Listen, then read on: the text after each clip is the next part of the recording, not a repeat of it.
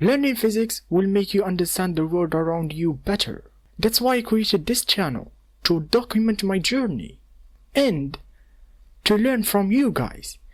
There may be guys who are watching have more experience than me and can help me avoid problems they face and give me resources and all the help, And one of the other reasons I created this channel is to push myself.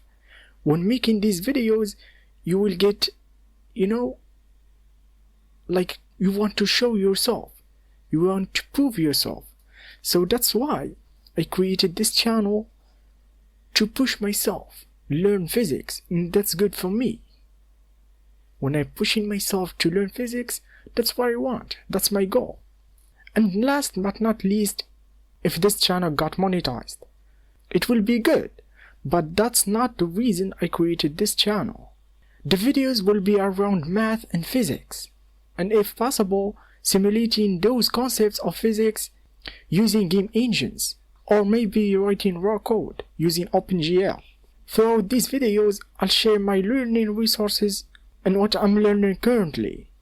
This is a big disclaimer. The videos I'll make and the information I will tell may be not all correct. So you should not take my words as 100% correct.